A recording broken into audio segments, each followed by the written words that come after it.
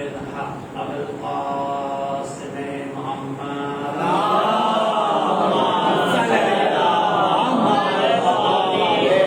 اہل بیت الطیبین الطاہرین المعصومین المنتجبین المظلومین الذین اذهب الله عنهم الرجس وطهرهم تطہیرا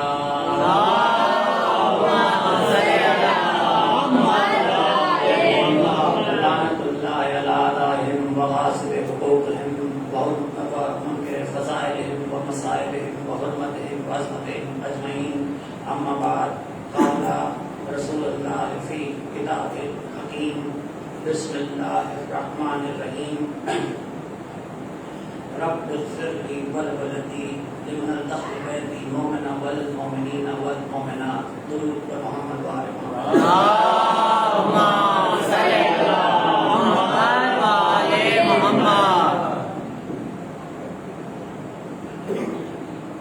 سورہ نوح قرآن مجید کا 71واں سورہ ہے اور اس سورے کی آخری آیت کا اقتباس آپ کی خدمت میں پیش کیا ہے.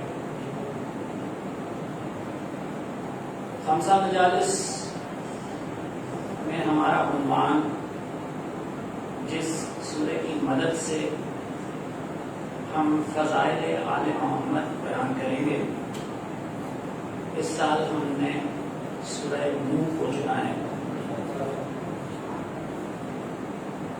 کوشش ہمیشہ یہ بھی ہوتی ہے. امیر المومنین سے ایک شخص نے پوچھا کہ مولا کیا آپ کو کبھی کسی چیز سے ڈر لگا ہے؟ مولا نے کہا ہاں میں ایک چیز سے ڈرتا ہوں، ایک چیز سے مجھے بہت ڈر لگتا ہے. مجھے اس وقت سے ڈر ہے جب مسلمان قرآن کو چھوڑ دے گا اور اس کا دشمن قرآن کے اصولوں کو اپنا لے گا. اس لیے چاہے کچھ ہو جائے نہ قرآن کو چھوڑنا نہ آل رسول کو چھوڑنا. اور ہماری یہ محفلیں قرآن کو سمجھنے کے لیے اس لیے بہت اہم ہیں کیونکہ اللہ کے رسول نے کہا کہ قرآن و اہل بیت ایک دوسرے کا ساتھ نہیں چھوڑ سکتے یہاں تک کہ یہ حوض کوثر پر دونوں مجھ سے ملاقات کریں.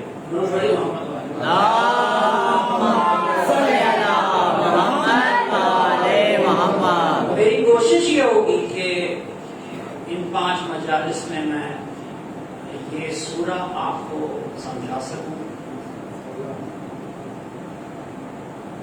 یہ سورہ ہر زمانے کے لیے بہت اہم ہے لیکن آج کے زمانے کے لیے انتہائی اہم ہے اور اپنے اندر عجیب و غریب کرشمات رکھتا ہے. معصوم فرماتے ہیں کہ جو شخص اس سورہ کو پڑھ کر کوئی بھی دعا مانگے گا وہ دعا جلد مستجاب ہو. اس کی دوسری فضیلت یہ ہے کہ جو شخص مجھے اس فضیلت سے کوئی خاص مطلب نہ ہوتا اگر معصوم خود اس کو بیان نہ کرتا. دوسری فضیلت اس سورے کی یہ ہے کہ وہ شخص جو اس سورے کو پڑھنا اپنی زندگی کا معمول بنائے گا اللہ قیامت کے دن اسے 200 حوریں عطا کرے گا. اس کے علاوہ 5000 مومن عورتیں جنت میں اس کے ساتھ رہیں گی. اب ظاہر ہے کہ جو امام نے کہا میں نے من و ان آپ تک پہنچا دیا، حالانکہ آپ مجھ سے بہتر جانتے ہیں کہ ہمیں حوروں سے کوئی مطلب نہیں. حور جیسی بھی ہے جنت کی نوکرانی ہے اور جو مالکوں پہ سلام بھیجتے ہو وہ نوکرانیوں کو منہ نہیں لگاتے.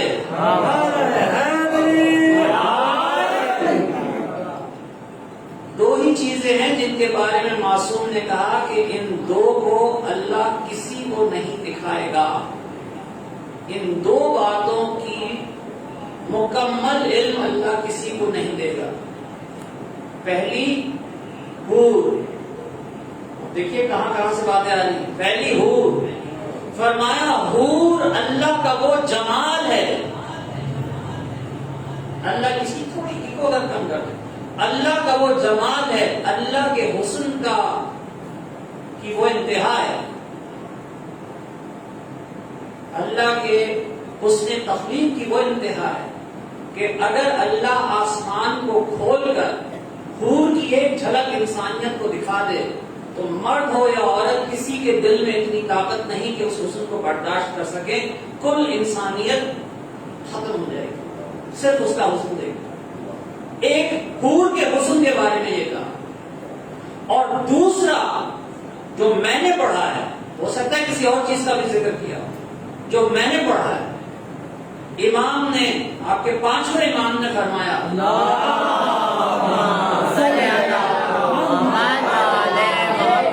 کہ اللہ نے کسی کو بھی قبر حسین کی زیارت کا پورا انعام نہیں بتایا۔ اگر اللہ قبر حسین کی زیارت کا انعام انسان کو بتا دیتا تو جو لوگ نہیں گئے ہیں وہ شوق زیارت سے مر جاتے ہیں۔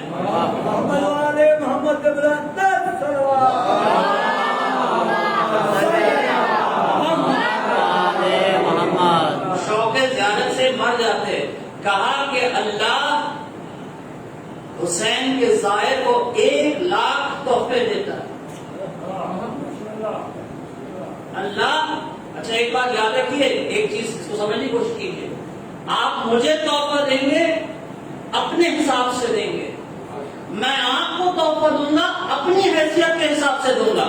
جب اللہ مجھے تحفہ دے گا وہ اپنی حیثیت کے حساب سے دے گا۔ وہ 1,00,000 تحفے کسی بشر کے نہیں ہیں، وہ اس کے ہیں۔ کہا مولا یہ تحفے کیا ہوں گے؟ کہا چپ رہو، چپ رہو، ہم سے نہ پوچھو، ہم نہیں چاہتے کہ دنیا زیارت کے شوق میں حج کو بھول جائے۔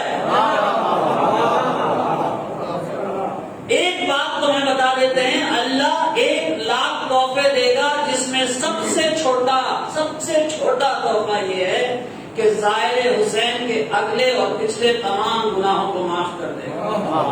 درود پڑھیے محمد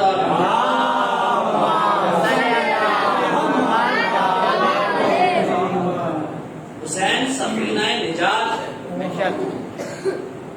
تو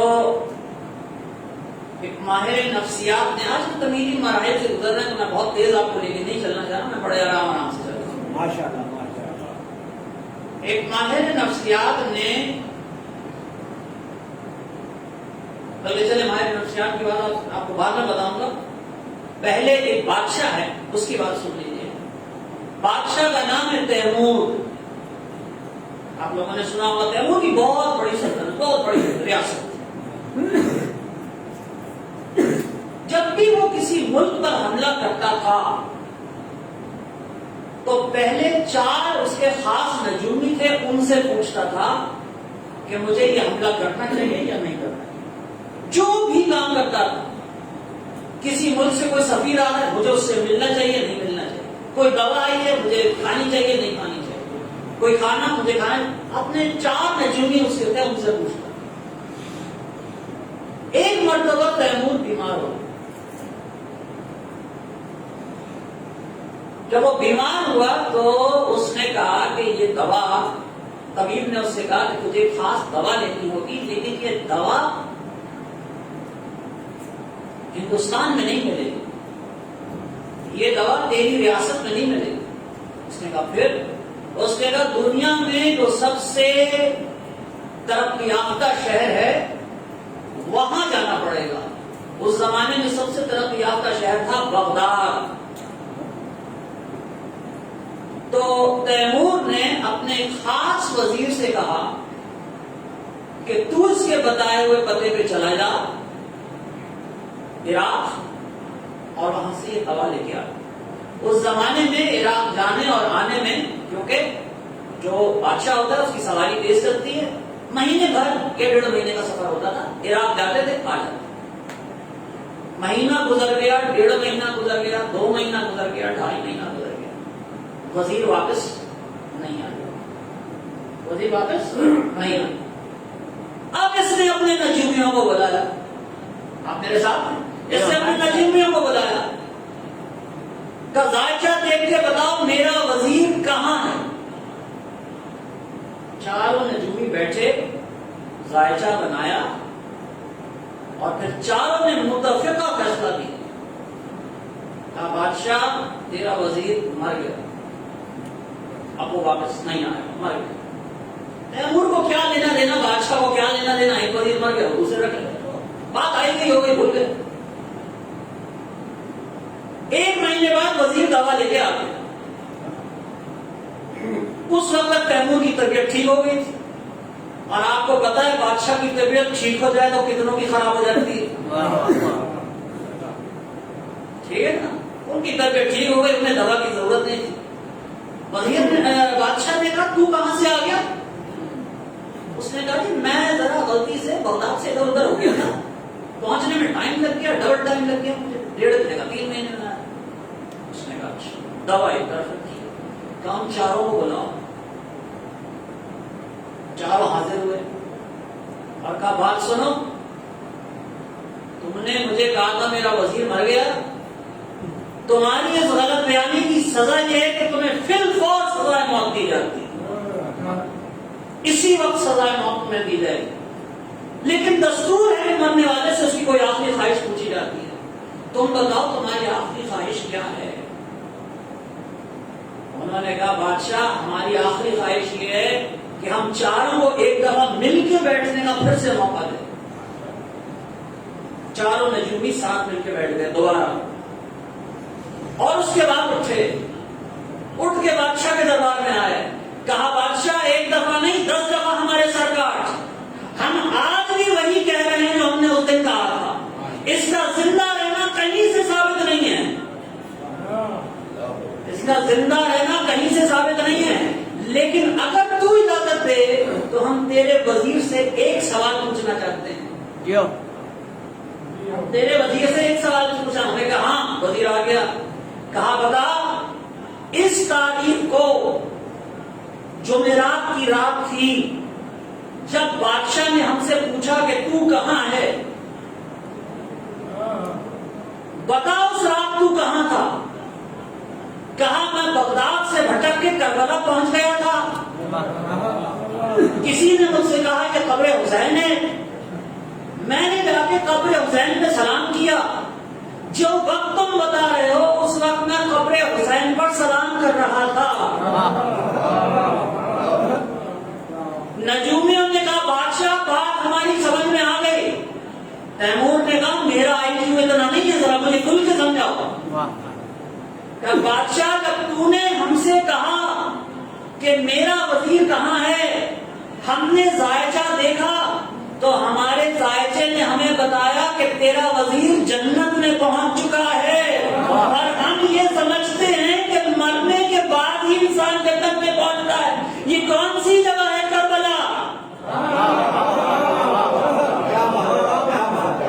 یہ کون سی جگہ ہے کربلا جو زمین پہ جنت ہے؟ تیمور نے کہا تجھ سے زیادہ مجھے تجسس ہو رہا ہے،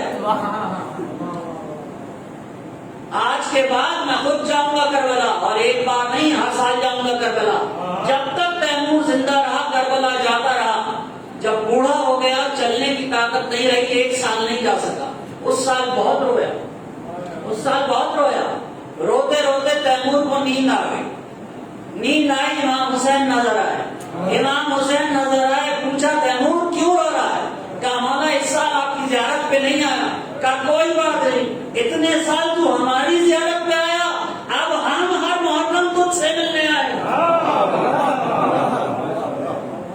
اسی لیے ہم ہر نماز کے بعد امام علی رضا کی زیارت پڑھتے ہیں. امام تو دوسرے بھی ہیں اور زیادہ عظیم ہیں، تو امام علی رضا کی زیارت کیوں پڑھی جاتی ہے؟ کیونکہ امام علی رضا نے کہا جتنی بار تم میری زیارت پڑھو گے اتنی بار میں قبر میں تمہیں دیکھنے آؤں گا.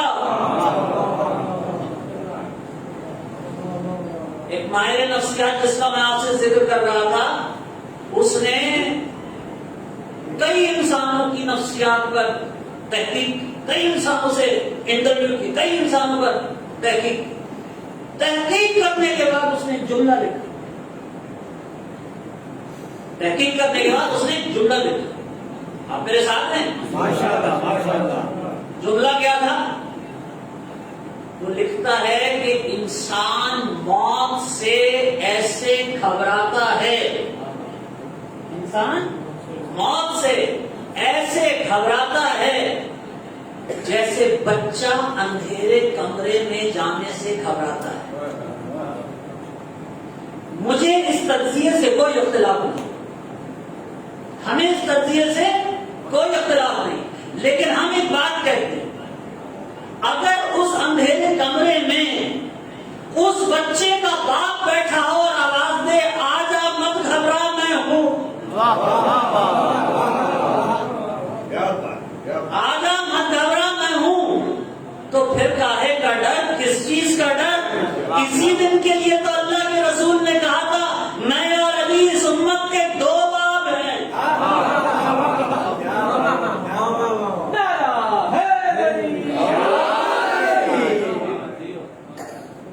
غسل میت نہ کہنا میرے غسل کو، اجلے ملبوس کو مت کفن نام دو، میں چلا ہوں علی سے ملاقات کو، جس کی تھی آرزو وہ گھڑی آئی، آئے مودت آئی، آیت مودت آئی، لوگ آ گئے یا رسول اللہ اس میں تو آپ کی آل کا ذکر ہے، بے شک کہاں اگر آپ کی آل سے محبت کریں تو ہمیں کیا ملتا ہے؟ کہا ویسے تو جو ملتا ہے وہ بے حساب ہے، تین چیزیں میں بتا دیتا ہوں، تین چیزیں میں بتا دیتا ہوں کہ آپ کی آل سے، کہ میری آل سے محبت کرنے سے آپ کو کیا فائدے، تین چیزیں میں بتا دیتا ہوں۔ پہلی چیز، موت کے وقت فرشتہ خود آ کے کہتا ہے جنت مبارک ہو۔ دوسری چیز، آل محمد سے محبت کرنے والے کی قبر میں اللہ دو کھڑکیاں کھولتا ہے جن سے جنت کی ہوا آتی اور جاتی رہتی ہے۔ اور تیسری چیز، قیامت کے دن قبر سے اٹھ کر جنت ایسے جائے گا جیسے دلہن چل کے اپنے گھر جاتی ہے۔ درود پڑھیے محمد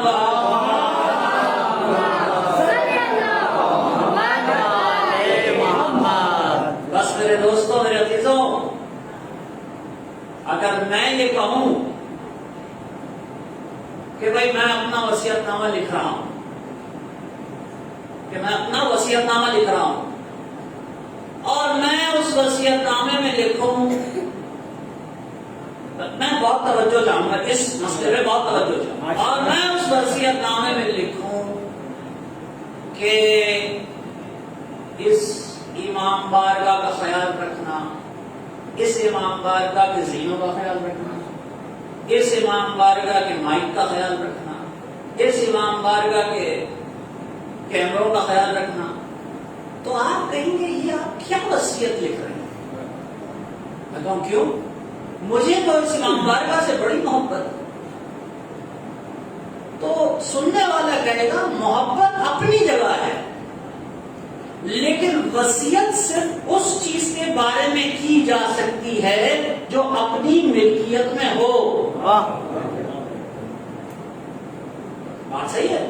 میں وصیت اس چیز کے بارے میں، یہ میرا پین ہے، میں اس کے بارے میں وصیت کر سکتا ہوں۔ جوان کی جیب میں اگر کوئی پین ہے، میں کہوں اس کی حفاظت کرنا، ارادہ میرا بڑا اچھا ہے، لیکن لوگ کہیں گے آپ اس کے بارے میں وصیت کیسے کر سکتے ہیں جب ملکیت آپ کی ہے ہی نہیں؟ کائنات میں صرف ایک وصیت نامہ ہے، صرف ایک وصیت نامہ ہے پوری کائنات میں، جس میں لکھا ہوا ہے کہ آج کے بعد جب میں دنیا سے چلا جاؤں، آج کے بعد نماز کی حفاظت کرنا، آج کے بعد زکات کی حفاظت کرنا، آج کے بعد کعبے کی حفاظت کرنا۔ بھائی علی کا وصیت نامہ ہے جس میں لکھا ہوا ہے نماز کی حفاظت کرنا، زکات کی حفاظت کرنا، حج کی حفاظت کرنا، کعبے کی حفاظت کرنا، شریعت کا اصول موجود ہے۔ وصیت صرف اس چیز کی ہو سکتی ہے جو اپنی ملکیت میں ہو۔ جو علی کو چھوڑ کے نماز پڑھ رہے ہیں،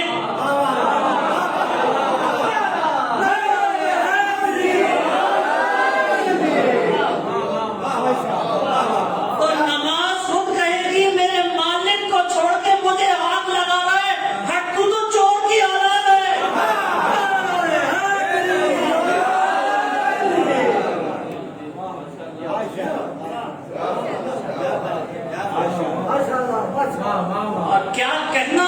عبادت کا.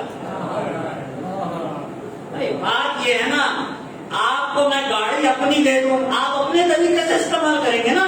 آپ کے دل میں درد کہاں ہے؟ جب میں اپنی گاڑی خود چلاؤں گا تو اس کا درد میرے دل میں ہے، پھر میں اس کا مکمل خیال رکھ کے چلاؤں گا. جب علی نماز پڑھتا ہے، نہیں میں بدل دوں، مولوی نماز پڑھے تو اور نماز ہوتی ہے، مولا نماز پڑھے تو نماز کی شان اور ہوتی ہے. اور ویسے بھی اللہ نے کہیں نہیں کہا، اللہ کی بات تو چھوڑ دیں، ویسے بھی جناب ابراہیم نے جب دعا مانگی تو یہ کبھی نہیں کہا کہ یا اللہ مجھے نماز پڑھنے والا بنا.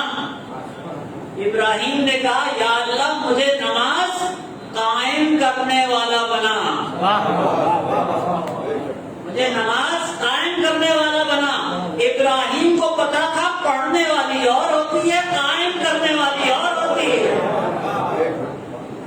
نماز قائم اس وقت ہوتی ہے جب قائم آل محمد کی محبت دل میں رکھ کے پڑھی جائے.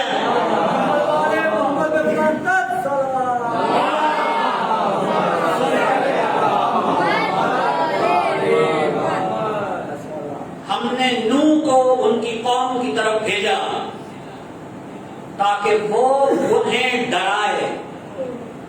یہاں سے سورہ نوح شروع ہوتی. جناب نوح کا اصل نام نوح نہیں ہے، بعض کتابوں میں ان کا نام عبد الغفار ہے، بعض کتابوں میں ان کا نام عبد الرحمان ہے. نوح کا اصل نام نوح نہیں ہے. نوح کا مطلب ہوتا ہے نوحے پڑھنے والا. نوح نے اپنی زندگی میں نماز بھی پڑھی ہے، روزہ بھی رکھا ہے، زکات بھی دی ہے، حج بھی کیا ہے، لیکن ایک چیز جو اللہ کی ان کو بڑی پسند آئی وہ تھی نوحے پڑھنا. پتہ نہیں نوحوں میں ایسی کون سی خاص بات ہے کہ قیامت تک نوح نوحوں سے پہچان نہ جائے. سورہ نوح کل 28 آیتیں ہیں. حضرت نوح نے 950 سال توحید کی تبلیغ کی ہے. 950 سال. 950 سال کے واقعات کو 28 آیتوں میں بند کرنا صرف قرآن کا کمال ہے. کوئی کتاب ایسی نہیں جو 950 سال کی تاریخ آپ کو 28 آیتوں میں بند کر دے. اور یہ 28 آیتیں کیا ہیں؟ یہ پوری کے پورے نوحہ ہیں جو نوح نے پڑھا. اور اگر آپ اس نوحے پہ غور کریں تو یہ شروع ہوتا ہے توحید سے، ختم ہوتا ہے تبرک. ہمارا کوئی بھی عقیدہ قرآن سے ہٹا ہوا نہیں ہے. توحید سے لے کے تبرک تک ہم ہر چیز قرآن سے ثابت کرتے ہیں. آج ہم صرف سورہ نوح کی 4 آیتوں پر غور کریں گے. ہم نے نوح کو بھیجا ان کی قوم کی طرف تاکہ اس سے پہلے کہ ہم سخت ترین عذاب نازل کریں وہ اپنی قوم کو ڈرا دیں. پہلی چیز کیا؟ ڈر. پہلی آیت میں کیا ہے؟ ڈر. اپنی قوم کو ڈرا دیں. دوسری آیت نوح نے کہا بھائیوں میں تمہیں صاف صاف ڈرانے کے لیے آیا ہوں. پھر ڈر. دوسری آیت. تیسری چیز اللہ کی عبادت کرو. کیا چیز نوح نے کہی اپنی قوم سے؟ یہ تھوڑا سا میں آپ کو جب بتاؤں گا نا ابھی آپ لوگ نہیں سمجھیں گے، لیکن تھوڑا سا آج آپ کو بتاؤں گا کہ یہ معاملات تھے کیا. انہوں نے کہا کہ تمہیں 3 کام کرنے. کیا کام کرنے؟ اس کی عبادت کرو. پہلی چیز. دوسری چیز اس سے ڈرو. تیسری آیت میں پھر ڈر آ گیا. اس سے ڈرو، اس کی عبادت کرو، اس سے ڈرو. ابھی تک اس کے بات ہو رہی. اس کی عبادت کرو، اس سے ڈرو اور میرا کام آ. آپ نے عبادت کی اور دعویٰ بھی کر دیا کہ آپ اسے ڈر رہے ہیں، مگر اس کی بھیجی ہوئی حجت کی بات نہیں مانی. اللہ ساری عبادتیں منہ پہ مارے. اسی لیے اللہ کے رسول نے کہا علی میں تجھے تیری ایک فضیلت بتاؤں. علی میں تجھے تیری ایک فضیلت بتاؤں. جی آپ کا اگر قیامت کے دن کوئی انسان 70 نبیوں کے اعمال اللہ کے سامنے رکھے، کتنے 70 نبیوں کے اعمال اللہ کے سامنے رکھے، تو اللہ کہے گا ان اعمال کو ہٹاؤ، پہلے اس کے دل میں جھانک کے دیکھو کہیں رائی برابر تو علی کا بغض نہیں ہے۔ اگر رائی برابر بھی تیرا بغض ہوا، اللہ اسے ضرور جہنم میں پھینکے گا۔ میری مانو۔ اور آج نہیں لیکن اس خمسہ میں ہم اس بات پہ غور کریں گے کہ علی کی ماننا کتنا مشکل ہے، اور علی کا شیعہ ہونا کتنی بڑی ذمہ داری۔ آپ علی کو ہلکا نہ لیں۔ یہ جو آسمان کھڑا ہوا ہے اس نے کبھی اللہ سے مدد نہیں، 7 آسمان جو کھڑے ہوئے یہ ہمارا عقیدہ ہے، یہ شیعت کا عقیدہ ہے کہ یہ جو آسمان کھڑا ہوا ہے یہ اللہ کی مدد سے نہیں کھڑا ہوا ہے، یہ کہتا ہے اے اللہ میری مدد کرنے کے لیے تو تیرا نام کافی ہے، میری اتنی حیثیت نہیں ہے کہ میں تجھ سے ڈائریکٹ مدد مانگ لوں، میرے لیے تو تیرا نام کافی۔ پہاڑ کس طرح کھڑے ہوئے ہیں؟ پہاڑ کی اتنی حیثیت کس دن ہو گئی کہ وہ اللہ سے ڈائریکٹ مدد دے؟ نہیں، ہمارے عقیدے میں پہاڑ اللہ کے نام کی مدد سے کھڑے ہوئے ہیں۔ اسی لیے ہماری بیشتر دعاؤں میں ہم کچھ دعائیں دیکھیں گے امام کی، بیشتر دعاؤں میں کچھ نہیں ملے گا آپ کو، صرف اللہ کے نام، اللہ کے نام، اللہ کے نام، کیونکہ میرے آپ کے رزق کے لیے، میرے آپ کی حفاظت کے لیے، میرے آپ کی اولاد کے لیے اس کے نام کی مدد کافی۔ پوری کائنات میں صرف ایک چیز ہے جس میں ڈائریکٹ اللہ سے مدد لی جاتی ہے، جب کوئی انسان فیصلہ کرے اسے علی کے راستے پہ چلنا ہے۔ یہ راستہ اتنا مشکل ہے کہ جب تک اللہ خود مدد نہ کرے انسان نہیں چل سکتا۔ ضرورت پڑی محمد والے تو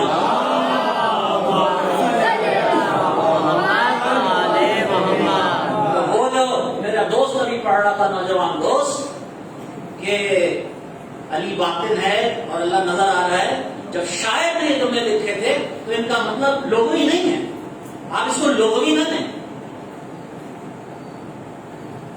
اس کا مطلب یہ ہے کہ علی کا راستہ اتنا مشکل ہے۔ اب ہمیں دیکھنا ہے کہ یہ راستہ ہے کون سا۔ واقعہ یہ ہوا کہ جب جناب آدم دنیا سے گئے تو جناب آدم اور جناب نوح کے درمیان 10 نسلوں کا فاصلہ ہے، 10 نسلیں گزری۔ ہر نبی کا راستہ ایک ہی ہوتا ہے، اور ذرا آپ میرے ساتھ رہیں گے تو مزہ آئے گا، ہم دیکھیں گے کون سا راستہ ہوتا ہے۔ آج ہم دیکھیں گے نبی کا راستہ ہوتا کیا ہے۔ ہر نبی کا راستہ ایک راستہ۔ قرآن میں ہر نبی پر جتنے نبی ہیں، کم سے کم آدھے نبی ایسے ہیں، 25 نبی ہیں جن کا ذکر قرآن میں ہے، 1,24,000 نبی ہیں، 25 نبی ہیں، ان میں سے آدھے نبی ایسے ہیں جن پر نام لے کے قرآن نے کہا سلام علی موسیٰ و ہارون، سلام و موسیٰ پہ اور ہارون، سلام ہو ابراہیم پہ، سلام ہو یاسین پہ۔ صرف نوح ایک ایسا نبی ہے جس کے بارے میں قرآن کہتا ہے سلام علی نوح الی العالمین، نوح پر سلام ہو عالمین میں، وہ جس عالم میں ہو، صرف اس دنیا میں نہیں۔ تو نوح میں ایسی کوئی تو خاص بات ہے۔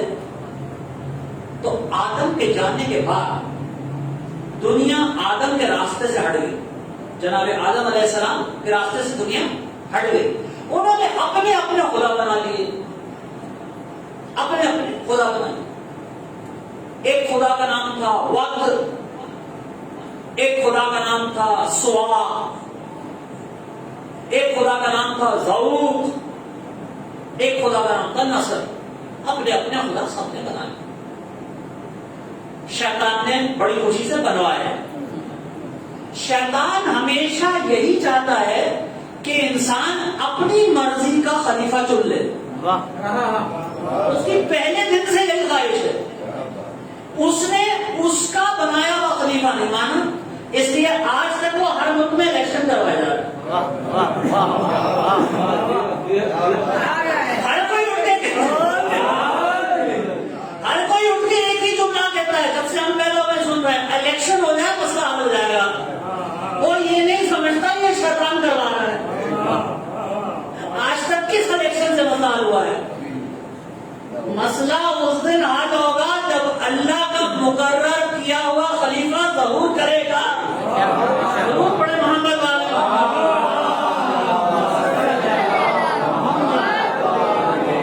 تو یہ بن گئے سارے خلیفے, یہ بن گئے سارے جھوٹے خدا. جھوٹے خدا ہمیشہ کرتے کیا ہیں؟ اپنے مفاد کے لیے دوسروں کو لڑنا شروع کر دیا.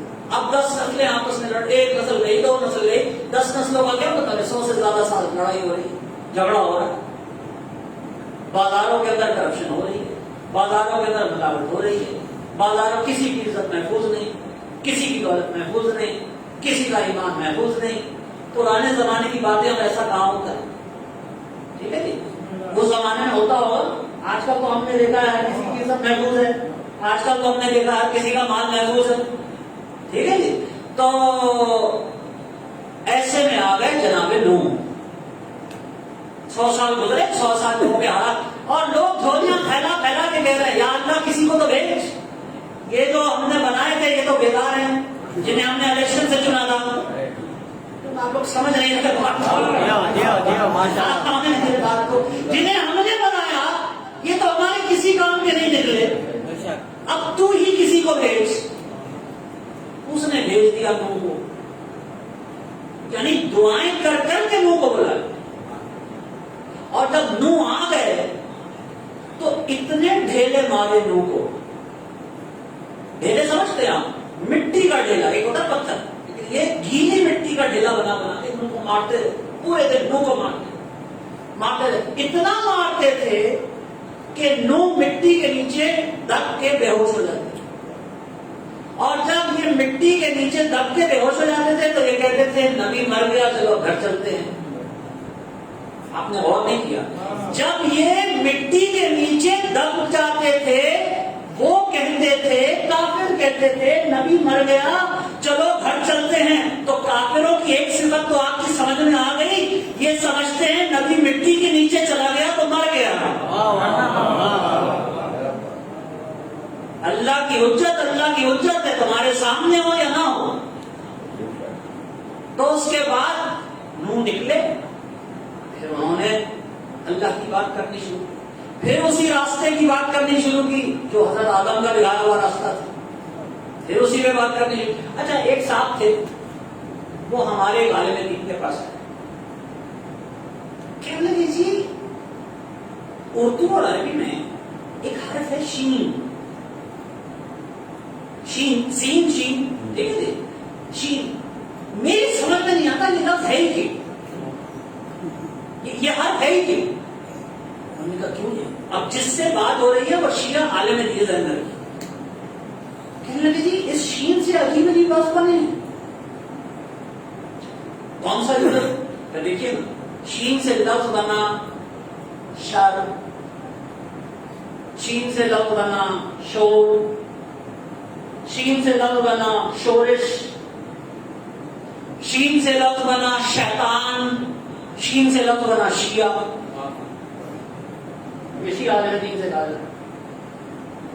تو شیعہ عالم دین نے یہ سن کے کہا کہ جناب دیکھیے آپ کی رائے میرے سراخوں کا, بلکہ اگر اس سے بھی اوپر کوئی جگہ ہو تو اس پر, لیکن مجھے شین سے زیادہ کوئی حرف پسند نہیں ہے کیونکہ اس سے بہترین لفظ بنتے ہیں. انہوں نے کہا جی وہ کیا؟ انہوں نے کہا پہلا لفظ تو جو شین سے بنتا ہے وہ ہے شہد. وہ رسول اللہ کو بہت پسند تھا. پہلا لفظ جو بنتا ہے وہ ہے شہد, اور شہد کا خاص بات پتہ ہے رسول اللہ کو, شہد آپ لوگوں کے سامنے تھے ویسے ان کے چہرے پہ مسکراہٹ آ جاتی. پہلا لفظ شہد, دوسرا لفظ شہید, تیسرا لفظ شفا, چوتھا لفظ شفاعت, پانچواں لفظ شیعہ. مجھے تو بڑا پسند ہے یہ لفظ. اب دیکھیں یہ تو علماء کی باتیں ہو گئی نا, وہ ان کی طرف سے وہ ان کی طرف سے, بارے میں کیا خیال ہے؟ ٹھیک ہے جی، قرآن سے پوچھ لیتے ہیں. تو قرآن نے کہا سورہ صافات کی 83ویں آیت میں وَإِنَّ مِنَ الشِّيَّةِ إِلَى الْإِبْرَاهِيمِ. بہت آہستہ آہستہ کر رہا ہوں. وَإِنَّ مِنَ الشِّيَّةِ لَإِبْرَاهِيمِ. ابراہیم کا ذکر اس میں نہیں ہے. یہ آیت نوح کے بارے میں. میں پھر دوہرا رہا ہوں. وَإِنَّ الشِّيَّةِ مِنَ الْإِبْرَاهِيمِ. اور نوح کے شیعوں میں ایک شیعہ ابراہیم بھی تھا. محمد صلی اللہ علیہ وسلم.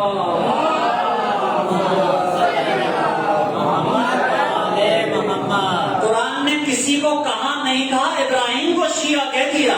اب کل کوئی آپ سے کہے شیعہ کافر تو آپ پوچھ سکتے ہیں ابراہیم کے بارے میں تمہارا کیا خیال ہے؟ تو شیعہ کو کافر کہے وہ تو ابراہیم کو کافر کہہ رہا ہے. اس سے بڑی توہین رسالت کوئی ہو سکتی ہے؟ تو یہ اب کیا تین آگے نبی. پہلا نبی آدم، دوسرا نبی ابراہیم، تیسرا نبی نوح، تیسرا نبی ابراہیم. اللہ نے کہا اچھا ایک اور چیز، اگر آپ کسی کے راستے میں چل رہے ہیں، بھائی اللہ نے کیوں کہا کہ ابراہیم نوح کے شیعوں میں سے ایک تھا؟ اللہ نے کیوں کہا؟ بھائی اگر ابراہیم نوح کے راستے میں نہ چل رہا ہوتا، مجھ سے ایک صاحب نے کہا آپ علی کو مولا کیوں کہتے ہیں؟ میں نے کہا ہم کو نہیں کہتے. ہم تو نہیں کہتے. نہیں ہم علی کو مولا نہیں کہتے. ہم نہیں کہتے. ہماری فقہ میں صرف ایک ذات قابل احترام ہے اور وہ ذات ہے محمد مصطفیٰ احمد مصطفیٰ صلی اللہ علیہ وسلم. اور یہ بھی باندھ لیجیے، اپنی گرہ میں باندھ لیجیے، ہمارے ہاں صرف ایک ذات قابل عزت، صرف ایک ذات قابل احترام. بھائی اگر ہم نے نماز لی ہوتی رسول خدا سے اور روزہ لیا ہوتا امام علی رضا سے اور حج لیا ہوتا امام محمد باقر سے، تب آپ ہم پہ الزام لگاتے کہ ہم نے محمد کے علاوہ کسی کو مانا. ہم نے نماز لی محمد سے، حج لیا محمد سے، زکات لی محمد سے، علی لیا محمد سے، فاطمہ لی محمد سے، حسن لیا محمد سے، حسین لیا محمد سے. تو آپ ہم پہ الزام کیسے لگاتے ہیں کہ ہم نے کسی اور کو مانا؟ اور سر پہ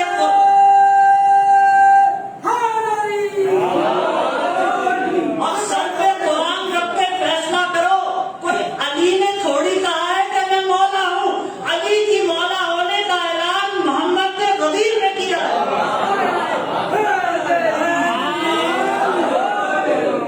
تو جب ابراہیم چل رہے ہیں نوح کے راستے پر تو اللہ کو کہنا چاہیے تھا ابراہیم نوح کی سنت پر تھا. کسی کے راستے میں چلے بغیر آپ اس کے شیعہ تھوڑی ہو سکتے ہیں. میں نے ایسے شیعہ دیکھے ہیں جو اپنے آپ کو کہتے ہیں کہ شیعہ ہیں اور یعنی مدد کہنے پہ بھی اعتراض کرتے ہیں. ان کا بولنا ٹھیک ہے جی. تو میں کہتا ہوں خدا کے لیے ممبر کی رونقیں جا رہی ہیں. علی ممبر کی رونق کا نام. ممبر اگر سونے کا بھی بنا ہے اور اس پر سے علی علی نہیں ہو رہا تو وہ کچھ اور ہے، ممبر نہیں. تو اللہ کو تو کہنا چاہیے تھا ابراہیم نوح کی سنت پہ تھے. اللہ نے کہا نہیں، ابراہیم نوح کے شیعہ تھے. ابراہیم سنت پہ نہیں تھے، شیعہ تھے. سنت پہ عمل کر رہے تھے لیکن اللہ نے نہیں کہا سنت پہ تھے، کہا شیعہ تھے. بھائی سنت پہ عمل کرنے والے میں اور شیعہ میں فرق کیا ہوتا ہے؟ سنت پہ عمل جبرن بھی ہو سکتا ہے. بھائی مدینے کے منافق بھی مجبوری میں نبی کے پیچھے نماز پڑھ رہے تھے، بظاہر سنت میں تھے، لیکن شیعہ صرف محبت میں گلا کٹاتا ہے، اسے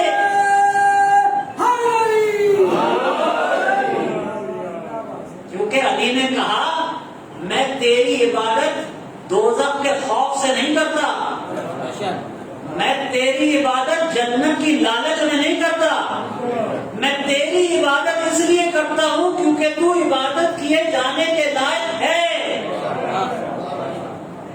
اور کون کون سی نعمت ہے علی کو جو اللہ نے عطا کی ہے جو علی کو یاد نہیں آتی ہو؟ جب علی نماز پڑھتے ہوں گے تو اللہ کی کون کون سی نعمتیں ہیں جو علی کو یاد نہیں آتی ہوں گی؟ ابو طالب جیسا باپ علی کا، محمد جیسا مولا علی کا، فاطمہ جیسی بیوی علی کی، حسنین جیسے بیٹے علی کے۔ اسی لیے علی جب سجدے میں جاتا تھا تو جا کے کہتا تھا پروردگار مجھے معاف کر دینا، یہ تو 5 نعمتیں تو نے مجھے دی ہیں، ان کے بدلے میں اس سے زیادہ میں اپنا سر جھکا نہیں سکتا تھا۔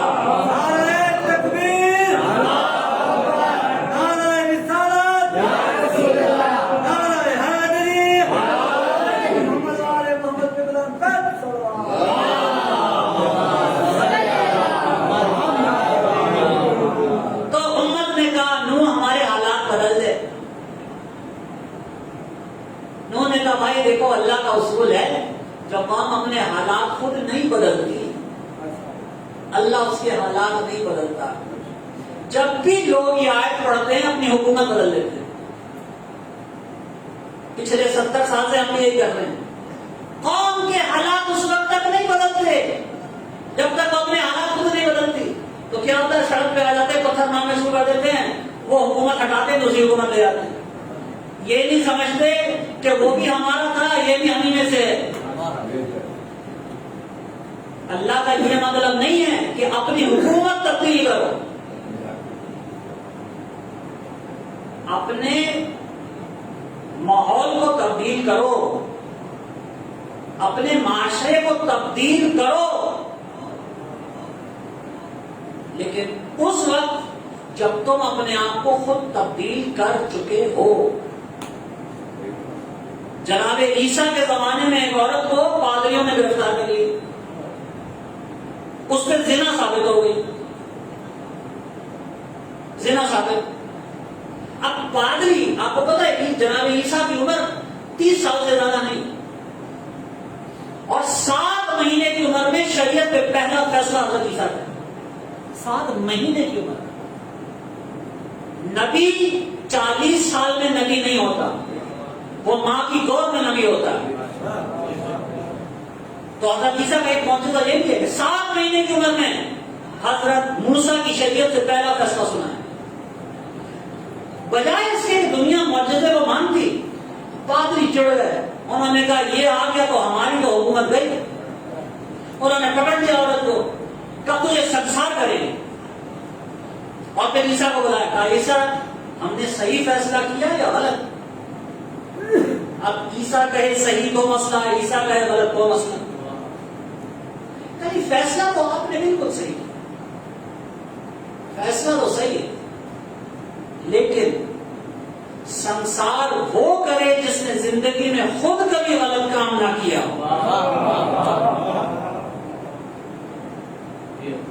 چور کے ہاتھ وہ کاٹے جو خود پاسا۔ قرآن مجید میں ایک سورہ ہے، سورہ فیل، سورہ فیل، چھوٹا سا سورہ۔ ہوا یہ کہ یمن سے عیسائی اپنے ہاتھی لے کے آ گئے خانہ کعبہ کو تباہ کرنے کے۔ کوئی ایسی جگہ بات ہے، وہ آ گئے ہاتھی لے کے خانہ کعبہ پہ چڑھائی کرنے کی۔ اچھا اگر وہ خانہ کعبہ پہ چڑھائی کر دیتے تو کیا ہوتا؟ معاذ اللہ، اللہ کو نقصان ہو جاتے؟ نہیں۔ کعبے میں تھے 360 بت، کہتے تھے 360۔ رسول اللہ چھوٹے تھے تو ایک آدمی ان کے پاس آیا، بوڑھا آدمی، کہنے لگا بچے تجھے عزا کا واسطہ مجھے پانی پلا۔ عزا کون؟ ایک بت خانہ کعبہ کا۔ لات منات عزا، یہ تین کے نام قرآن میں. تجھے عزا کا واسطہ. رسول خدا جلدی سے پانی کا پیالہ لے کے آئے. جب وہ پی چکا تو فرمانے لگے تجھے اور لا کے دوں؟ اس نے کہا نہیں. کہا ٹھیک ہے. اب ایک بات میری بھی سن لے، آئندہ مجھے کبھی اس عزا کا واسطہ نہ دینا، مجھے اس سے نفرت ہے. یا رسول اللہ، ابو لہب کے بارے میں تو کبھی آپ نے نہیں کہا مجھے اس سے نفرت ہے. ابو جہل کے بارے میں تو کبھی میں نے نہیں سنا آپ نے کہا مجھے اس سے نفرت ہے. عزا سے کس بات پہ آپ کو نفرت ہو گئی؟ تو رسول خدا ایک ہی جواب دیں گے، مجھے عزا سے اس لیے نفرت ہے کیونکہ یہ وہاں بیٹھا ہے جو اس کے بیٹھنے کی جگہ نہیں ہے. اللہ کے نزدیک جو جو نہ ہو اور بن بیٹھے وہ لعنتی ہوتا ہے. آپ سوچتے ہیں جو جو نہ ہو اور بن بیٹھے وہ لعنتی ہوتا ہے. اللہ کے رسول کے نیچے کی نظر میں عزا لعنتی، اللہ کے نزدیک بھی عزا لعنتی ہوگا. اور طنز کر کے اللہ نے کہا بھی ہے، میرے نبی نے تو میری سب سے بڑی آیت دیکھی، تم نے کیا دیکھا؟ لات منا تو عزا سے نفرت. تو جب ابراہا اپنے ہاتھی لے کے آئے گا تو کیا ہوگا؟ اللہ کو تو وہ نقصان نہیں پہنچائے گا نا، وہ تو لات کو مارے گا، منات کو مارے گا، عزا کو مارے گا. تو اللہ کا کام ہو جائے گا. اللہ تو یہی چاہ رہا ہے کہ یہ کعبہ صاف ہو جائے. میرے لفظوں پہ غور کیجیے، نہیں میں دوسرا لفظ کہتا ہوں. اللہ چاہ رہا ہے کہ یہ کعبہ پاک ہو جائے جھوٹے خداؤں سے. تو اللہ کو تو چاہیے تھا کہ ابراہا کو، ہاتھیوں کی فوج کو اور زیادہ اثرات دیتا. اس نے کیا اس نے اوپر سے پرندے بھیج دیے. F-16 F-16 ان کے منہ میں کنکریاں تھیں. وہ کنکریاں جب زمین پہ گری تو وہ بن گئے رشیا کے میزائل. سارے زمین پہ ہاتھی ڈھیر ہو گئے. اب میں اللہ سے پوچھوں، یا اللہ وہ تو تیرا کام کرنے آ رہا تھا، تو نے ان کو بچا لیا، اسی کو سزا دی. آپ کو پتہ اس کا نقصان کیا ہوا؟ آپ کو معلوم ہے اس پورے واقعے میں نقصان کیا ہوا؟ عزا کی اور زیادہ عبادتیں شروع ہو گئی. عزا نے ہمیں بھی بچا لیا، اپنے آپ کو بھی بچا لیا. میں نے کہا یا اللہ یہ تو نے کیا کیا؟ یہ تو نے کیا کیا؟ وہ تو تیرا گھر پاک کرنے کے لیے آ رہا تھا. تو اللہ ایک ہی جواب دے گا، کہے گا وہ کون سا پاک تھا خود جو میرا گھر پاک کرتا؟ بتوں کو رہنے دو. میں نے ابراہیم سے کہا تھا ابراہیم تو میرے گھر کو پاک کر. اب جو نسل ابراہیم میں ہوگا وہ نبی کے کندھے پہ چڑھ کے خود ہی پاک کر دے گا.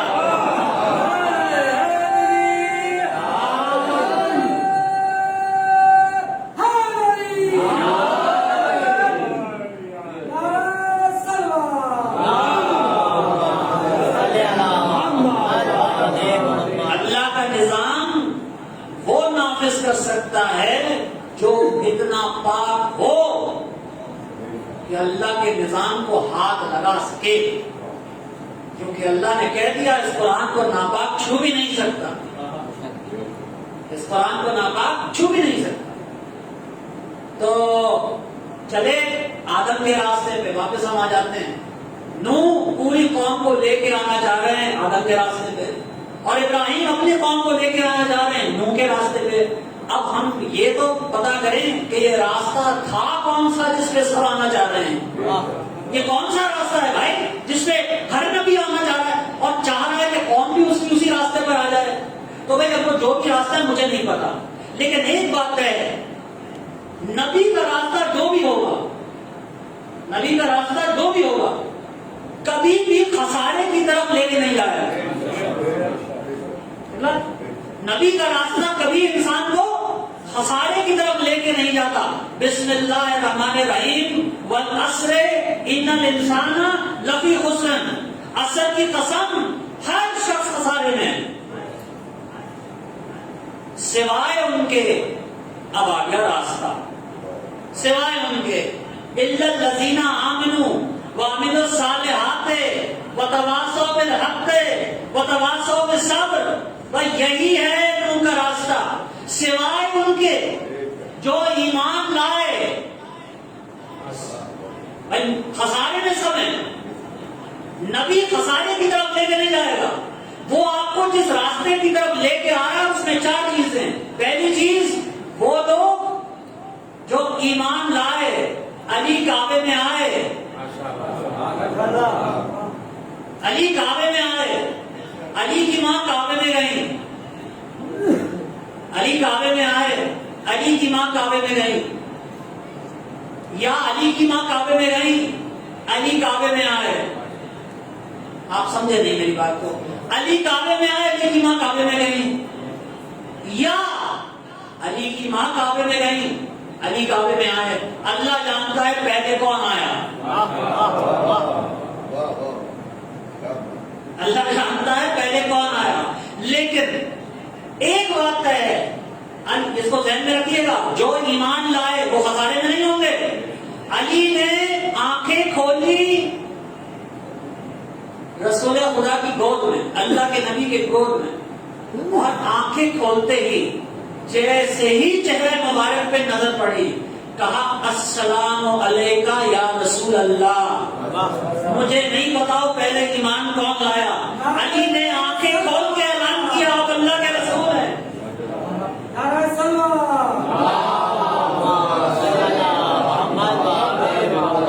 علی نے آنکھیں کھول کے بتایا، سلام کر کے بتایا السلام علیکہ یا رسول اللہ، میں پیدا ہوتے ہی آپ پہ بھی ایمان لایا، اللہ پہ بھی ایمان لایا۔ اس کے بعد کہا یا رسول اللہ، آپ کو تورات سناؤں، انجیل سناؤں، زبور سناؤں یا قرآن سناؤں؟ علی نے فوراً اعلان کر دیا میں 4 کتابوں پہ ایمان لایا۔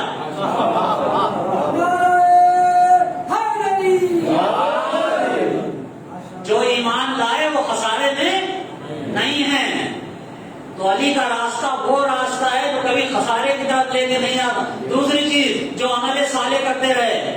علی نے اپنے قاتل سے پوچھا کیا میں تیرا اچھا امام نہیں تھا؟ اس نے عمل میں کوئی عیب نہیں کہا ہوتا تو کہہ دیتا۔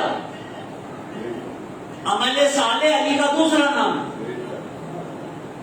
صبر علی کا دوسرا نام۔ تو یہ راستہ جس پہ نبی چل رہے ہیں، اس کو دنیا میں کہتے ہیں صراط مستقیم۔ جب یہ راستہ دنیا میں ہے تو ہے صراط مستقیم۔ صراط مستقیم کا کیا مطلب ہوتا ہے؟ سیدھا راستہ، سیدھا راستہ۔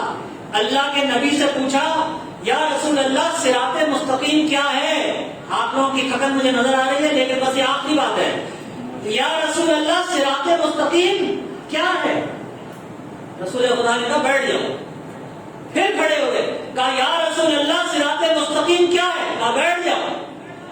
9 دفعہ کھڑے ہوئے، 9 دفعہ رسول خدا نے بٹھا دیا، 10ویں بار رسول خدا نے خود کہا ہاں اب پوچھو کیا پوچھ رہے تھے، ہاں اب پوچھو کیا پوچھ رہے تھے، کیونکہ اتنی دیر میں ابو طالب کا بیٹا علی مسجد میں آ گیا تھا۔ یا رسول اللہ میں تو یہ پوچھ رہا تھا صراط مستقیم کیا ہے؟ رسول خدا نے دست مبارک ابا سے نکالے، مڑے علی کی طرف، دونوں ہاتھ اٹھا کے کہا ھذا صراط مستقیم، آدم کا راستہ بھی ہے، نوح کا راستہ بھی ہے، ابراہیم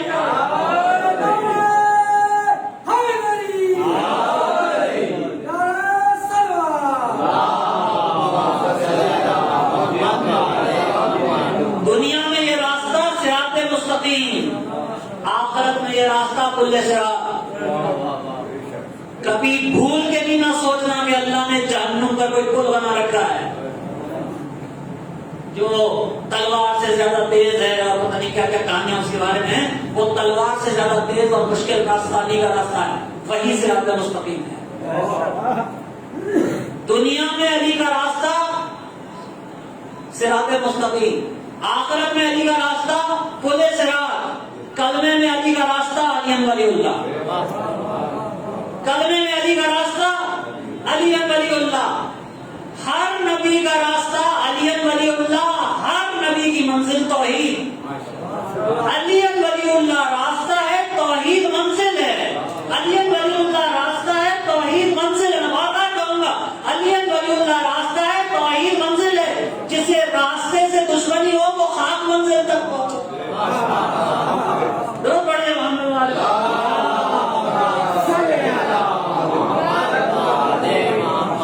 بچ گئی توحید، مگر اس کو بچانے کے لیے آج پھر زہرا کا بیٹا مر گیا۔ شیطان کے حملے جب انسان کے اوپر ہوتے ہیں تو ایک چیز جو ڈرتا ہے وہ یہ ہے کہ انسان کو اللہ کی رحمت سے نا امید کرے، لیکن اللہ کی رحمت سے جو نا امید نہیں ہوتا اس کو کہتے ہیں بھور، اس کو کہتے ہیں، اس کا نام ہوتا ہے بھور۔ رات بھر اپنے خیمے میں ٹہلتا رہا اور ٹہل ٹہل کے سوچتا رہا زہرا کے بیٹے نے میرا کیا بگاڑا تھا، میں کیوں اس بیابان میں زہرا کے بیٹے کو لے کے آیا۔ تیاری کی، جو دل میں تھا اپنے بھائی کو بتایا، اپنے بیٹے کو بتایا، کہا کہ ہم سے بہت بڑی غلطی سرزد ہو گئی ہے اور ہمیں اب اپنی آخرت کے لیے کچھ کرنا ہے۔ اس کی وجہ یہ ہے کہ میں تیروں اور تلواروں کا درد تو برداشت کر سکتا ہوں لیکن جہنم کی آگ برداشت نہیں کر سکتا، اور جہنم سے بچانے والا سوائے حسین بن علی کے مجھے کوئی نظر نہیں آ رہا، کیونکہ جس نے میرے پیاسے جانوروں کو پانی پلایا ہو تو کہا تیاری کرو، اور اپنے غلام کو بلایا اور بلا کے کہا کہ جا میں نے تجھے آزاد کیا، جا میں نے تجھے آزاد کیا۔ کربلا میں 2 غلام ایسے ہیں جو زندہ رہنے کی خبر سن کے ناراض ہوئے ہیں۔ کربلا میں 2 غلام ایسے ہیں جن کو زندگی دینے کی کوشش کی گئی، لیکن دونوں زندگی کی خبر سن کے افسردہ نہیں ہوئے، ناراض ہوئے۔ ایک حر کا غلام اور ایک ابو ذر کا غلام جان۔ ابو ذر کے غلام جان حوی موجود تھے کربلا میں، بوڑھے ہو گئے تھے، بعض روایات میں 70 سال عمر تھی، بعض روایات میں 80 سال عمر تھی۔ امام سمجھتے تھے کہ اتنے ضعیف ہیں کہ میں ان کو زحمت نہیں دینا چاہتا، تو جان نے آ کر امام سے کہا مولا آپ کے بڑے احسانات مجھ پر ہیں، اب ایک احسان میرے اوپر اور کریے کہ اپنے اوپر قربان ہونے کی اجازت دیجیے کہ میں بھی جنگ کے لیے جانا چاہتا ہوں۔ کہا نہیں جان، آپ کو اجازت کیسے دے سکتا ہوں، آپ تو میرے نانا کے صحابی سے منسلک ہیں، آپ کو اجازت کیسے دے سکتا ہوں۔ یہ جملہ سن کر جان ناراض ہو اور ناراض ہو کے کہنے لگے ہاں میں سمجھ گیا۔ مولا نے کہا کیا سمجھ گیا، تو کیا سمجھ گیا؟ کہا میں سمجھ گیا کہ آپ آنے رسول ہیں نا، آپ کے تو پسینے سے بھی خوشبو آتی ہے، میں کالا حبشی، آپ کہاں چاہیں گے کہ میرا خون آپ کے خون کے ساتھ ملے؟ نہیں جان، تجھے اجازت دی۔ کربلا کے بعد جان کی لاش اتنے ٹکڑوں میں تھی کہ اس کو پہچانا ہی گیا اس کی لاش کی خوشبو سے، اس کو پہچانا ہی گیا اس کی لاش کی خوشبو سے۔ ایک یہ ناراض ہوا اور ایک حر کا غلام ناراض ہوا۔ جب حر کے غلام سے کہا کہ میں نے تجھے آزاد کیا، تیرے سامنے تیری زندگی پڑی ہے، جا جا کے تو اپنی زندگی جی لے، تو حر کا غلام ناراض ہو گئے، غصے میں کہتا ہے کتنے اچھے آقا ہو، جب تک جہنم میں رہے مجھے اپنے ساتھ رکھا، آج جنت جا رہے ہو تو مجھے پیچھے چھوڑ کے جا رہے ہو، آج جنت جا رہے ہو تو مجھے پیچھے چھوڑ کے جا رہے ہو۔ ادھر وہ تیاری کر رہا تھا آنے کی، ادھر امام نے جناب عباس کو بلایا، اخلاق حسین پہ غور کر لیے۔ جناب عباس کو بلایا، جناب جعفر کو بلایا، کہا میرے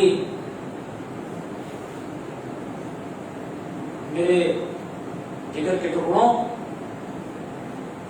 میری زندگی کے چین، میرا ایک مہمان آ رہا ہے.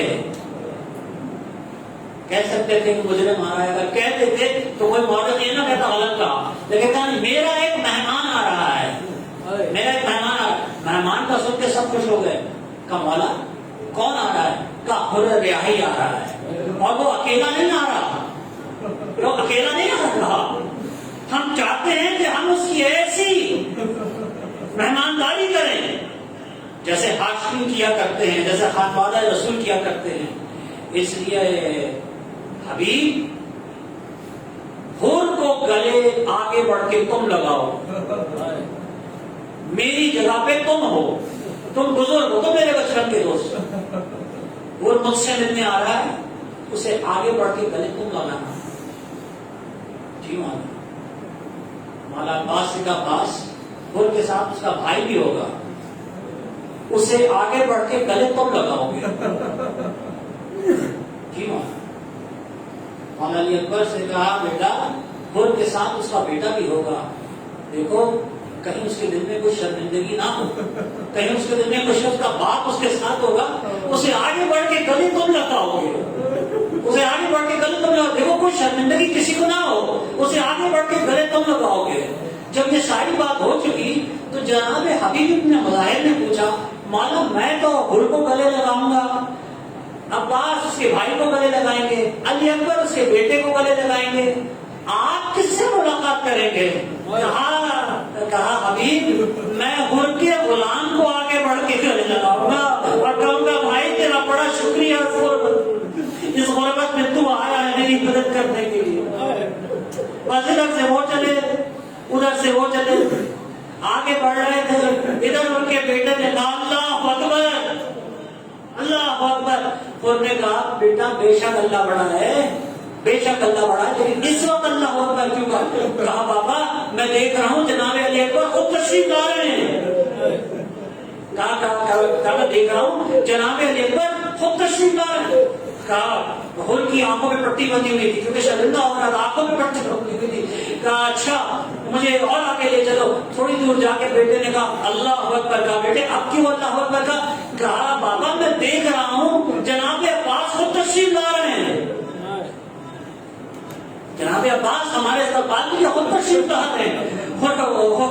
جناب عباس تشریف لا رہے ہیں ہمارے لیے. خیر تھوڑی دیر کے بعد پھر اس نے کہا اللہ اکبر. اب تو اس نے اللہ اکبر کہا. نے پوچھا بیٹے اس وقت اللہ اکبر کہنے کا کیا مطلب ہے؟ کہا بابا میں دیکھ رہا ہوں جناب امام حسین خود ہمارے استقبال کے لیے تشریف لا رہے ہیں، خود تشریف لا رہے ہیں. امام حسین تشریف لائے، آئے آپ کے حر کے غلام کو گلے لگایا، ادھر حر کے غلام کو گلے لگایا، ادھر حر روتا ہوا قدموں میں گر گیا، حر روتا ہوا قدموں میں گر گیا. کہا حر اٹھو اٹھو، انسان کا مقام نہیں ہے کہ وہ دوسرے انسان کے پیروں میں گرے. سب سے پہلے حر سے کہا حر ہم تجھے انسان سمجھتے ہیں، ہم تجھے قابل عزت سمجھتے ہیں. اٹھایا امام حسین نے خود اپنے ہاتھوں سے اٹھایا، اس کی مٹی صاف کی، اس کی پٹی کھولی. کہا اور ایک بات بتا یہ کیا حال بنا رکھا ہے، یہ کیا حال بنا رکھا ہے؟ اب سنیے اور کا جملہ. اور کہتا ہے مولا کل رات سے ایک سوال مجھے تنگ کر رہا ہے، کل رات سے ایک سوال مجھے تنگ کر رہا ہے اور میں اس سوال کا جواب پا نہیں رہا، مجھے اس سوال کا جواب مل نہیں رہا. میں نے سوچا کہ علی کے بیٹے سے بہتر کون ہے جس سے جا کے میں یہ سوال پوچھوں، تو میں سوال پوچھنے آپ کے پاس آ گیا. کہا اور ایسا کون سا سوال ہے، ایسا کون سا سوال ہے جو تجھے اتنا تنگ کر رہا ہے کہ تو وہاں سے اٹھ کے یہاں آ گیا، اس حال میں آیا؟ کہا مولا ایک ہی سوال ہے، سوال یہ کرنا چاہتا ہوں کہ کیا مجھ جیسے مجرم کو بھی معافی مل سکتی ہے، کیا مجھ جیسے مجرم کو بھی معافی مل سکتی ہے؟ کیونکہ اب اس کربلا میں جو ہوگا، اس کربلا میں جو ہوگا اس کا ذمہ دار صرف اور صرف خود ریاحی ہے. میں ہوں جاتے رہے، اعزا گئے، بنی ہاشم گئے، مولا اکیلا ہو گیا، مولا بھی شہید ہو گئے.